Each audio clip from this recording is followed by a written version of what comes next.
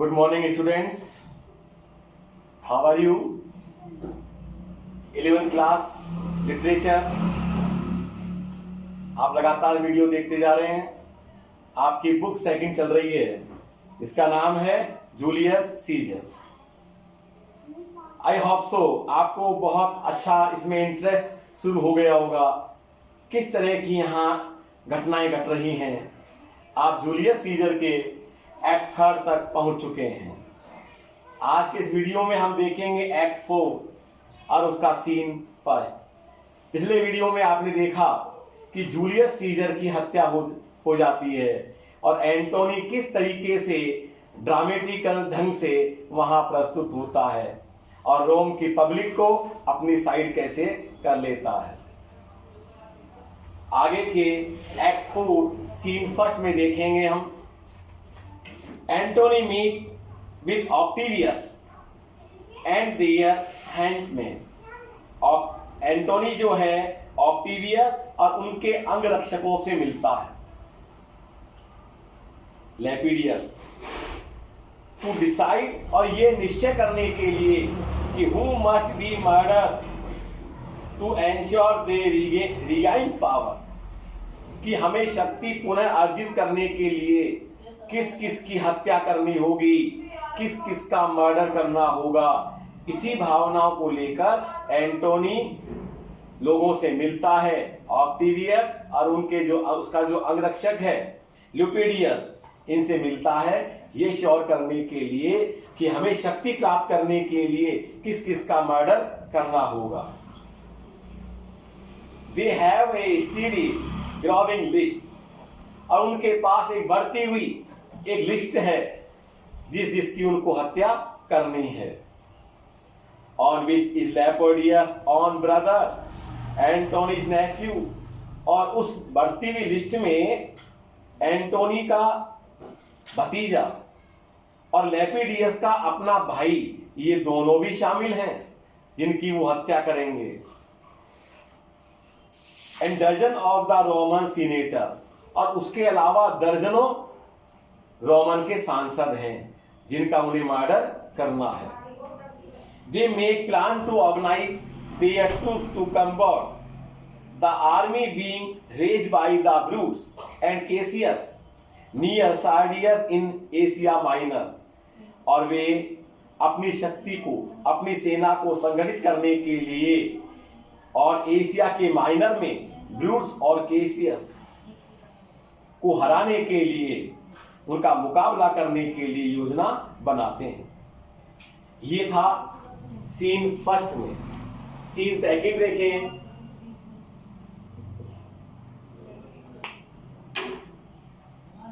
Eight ब्रूस्ट camp, अब वहां चलते हैं ब्रूस्ट के कैंप में। वहां क्या हो रहा है। Lucius return to report on the activities of Cassius.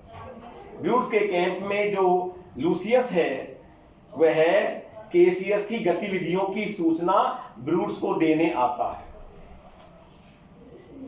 Who is gathered first a short distance away, जो वहीं से कुछ दूरी पर अपनी शक्ति को इकट्ठा कर रहा है, अर्जित कर रहा है।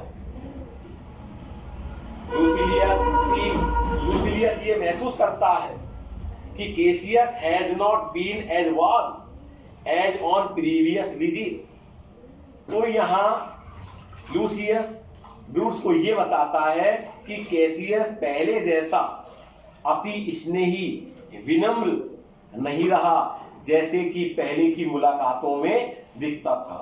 कैसियस में बदलाव आ गया, चेंजिंग आ गया है। ये सारी रिपोर्ट वह ब्रूट्स को देता है। Brutus take this to be a sign, और ब्रूट्स इस बात को एक संकेत के रूप में लेता है। Cassius is a hot friend cooling. Cassius एक अच्छे मित्र से उदासीन मित्र बनता जा रहा है, इस बात का एहसास ब्रूट्स को भी हो जाता है। When कैसियस अराइव, और जब कैसियस वहां पहुंचता है तो ही एक्यूज ब्रूट्स ऑफ द रॉन्गिंग हिम, तो वह ब्रूट्स पर गलत कार्य करवाने का आरोप लगाता है। And Brutus lead him into his tent where they can speak in private. अब ब्रूट्स वहां कैसियस को अपने अलग टेंट में ले जाता है और जहां दोनों अपनी गुप्त बात करते हैं। ये था सीन सेकंड में। सीन थर्ड, तो यहां देखा आपने कि कहीं ना कहीं ब्रूट्स को ये संकेत मिल जाता है कि कैसियस की विचारधारा ठीक नहीं है।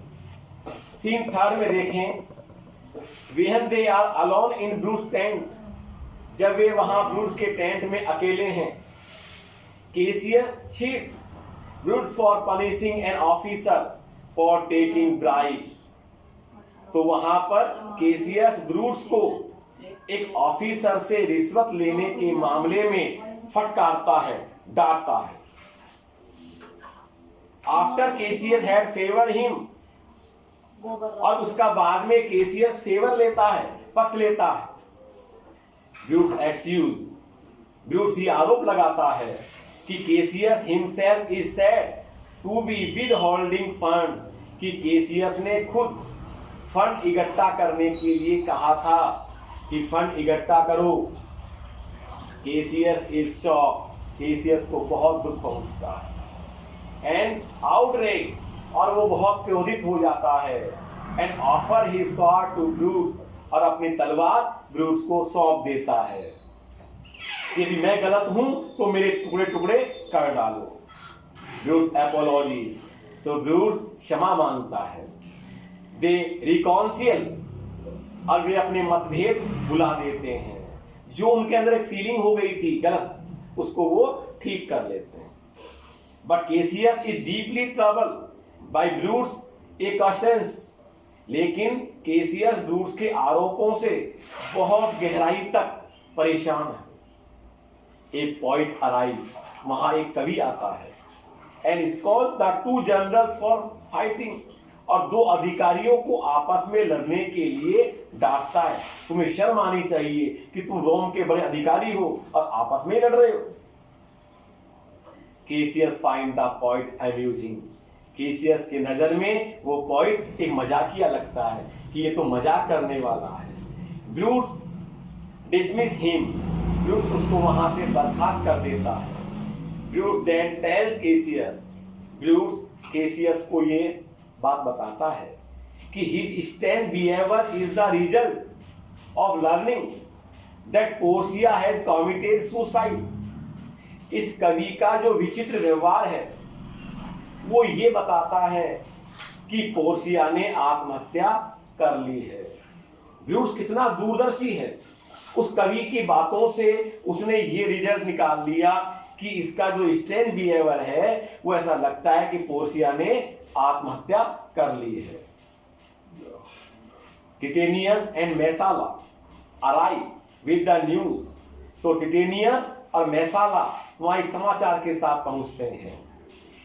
Octavius and Antony have put to death 100 senator, और क्या समाचार सुनाते हैं कि ऑक्टेवियस और एंटोनी ने लगभग सैकड़ों सांसदों को मार डाला है, इंक्लूडिंग सिसरो, और जिसमें सिसरो भी शामिल है।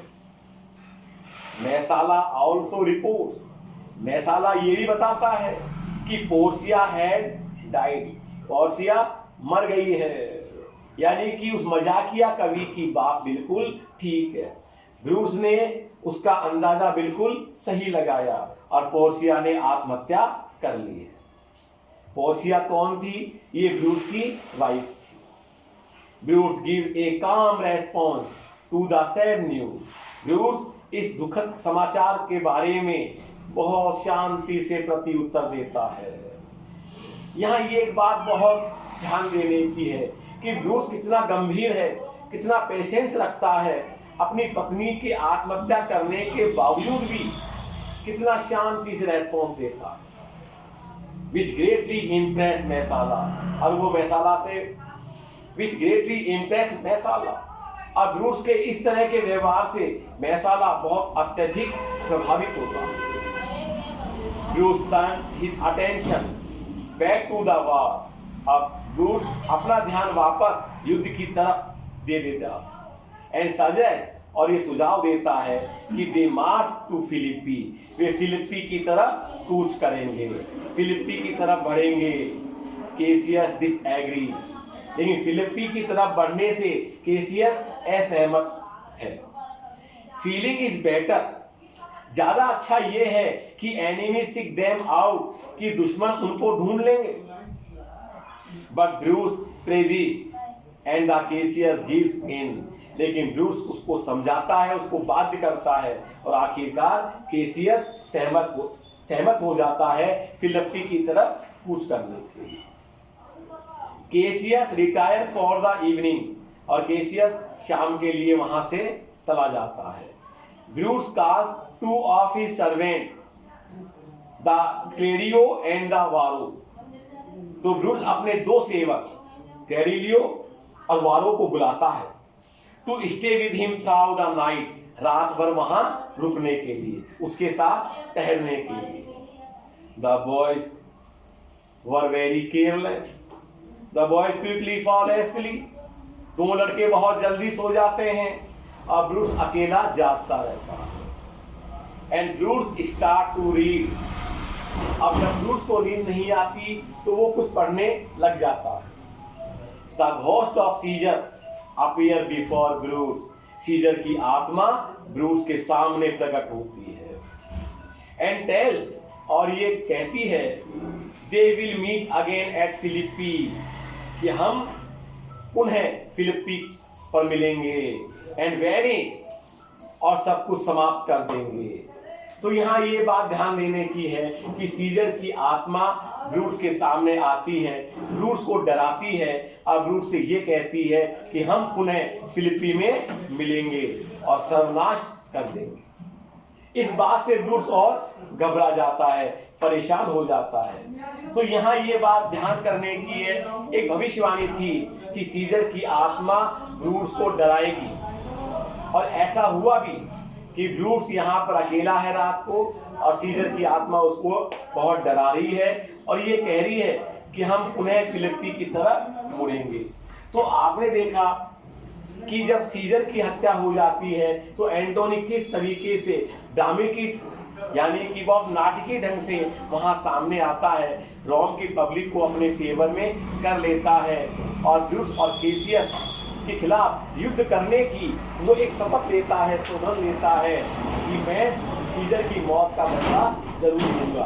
और आखिरकार वो अपनी शक्ति को इकट्ठा करने लग जाता है, उसका साथ देता है एक्टिवियस।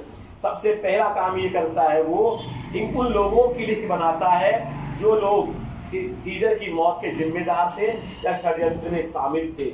इसमें दर्जनों वहाँ सीनेटर्स होते हैं जिनकी वो हत्या कर देता है, उसके अंदर सिसरो भी शामिल है। तो ब्रूस और केसियस भी रणनीति बनाने के लिए तैयार हो जाते हैं।